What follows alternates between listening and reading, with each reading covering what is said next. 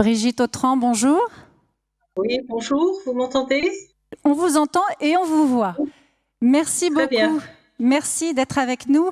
Vous êtes donc la toute nouvelle présidente du Conseil de veille et d'anticipation des risques sanitaires. Est-ce que vous pouvez nous décrire la mission exacte de ce conseil et puis surtout la façon dont vous comptez mener cette mission?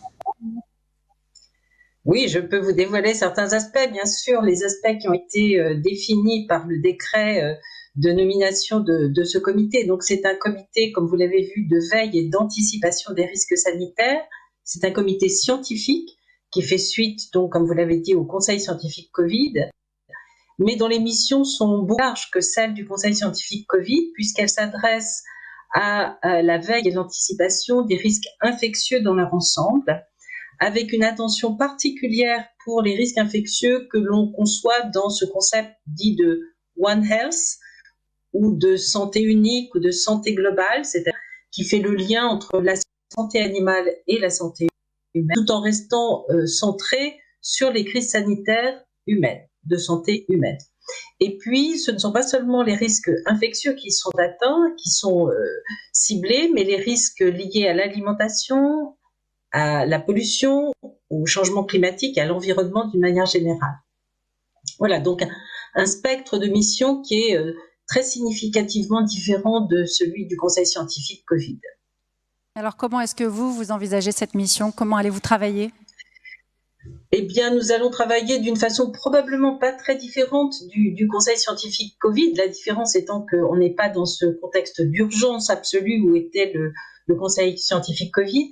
Et donc, nous faisons appel à des experts qui dépassent la sphère de l'infectiologie et qui touchent en particulier les risques environnementaux, les risques liés à la santé animale.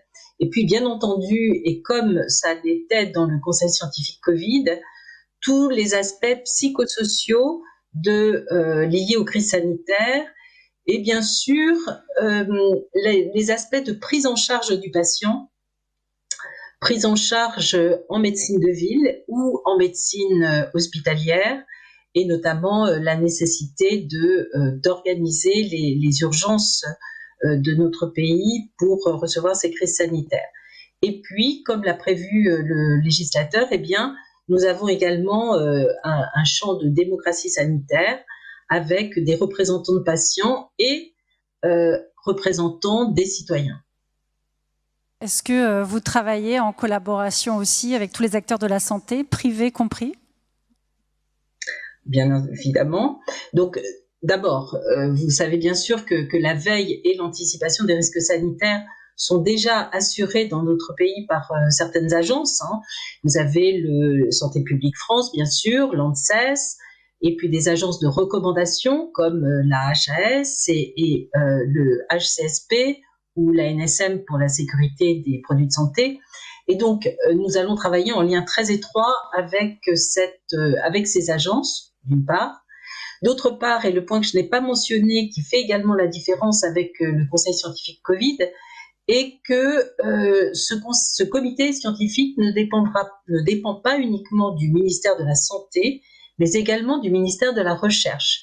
Et donc, nous travaillerons également en lien très étroit avec les organismes de recherche médicale ou de recherche sur l'environnement. Et bien évidemment, pour ce qui concerne la prise en charge du patient, il est très clair que nous aurons à travailler non seulement avec l'hospitalisation publique et la médecine de ville, mais aussi bien sûr avec l'hospitalisation privée, qui fait partie du corps sanitaire, bien sûr. Merci. Lamine, est-ce que vous voulez ajouter quelque chose? Non, que je serais ravi de vous rencontrer. Je crois qu'un rendez-vous est en cours et je ne manquerai pas de venir vous saluer puis d'approfondir un peu toutes vos missions et en espérant que ça restera de la réflexion et pas de l'opérabilité et qu'on n'aura pas de nouvelles crises sanitaires à venir et qu'on soit un peu apaisé dans les mois qui viennent parce qu'on a tous besoin de souffler, mais bon, ça ne dépend pas de nous. En tout cas, je vous remercie pour votre présence et je viendrai vous saluer à Paris. Merci beaucoup, Brigitte Autran. Merci. Au revoir. Au revoir.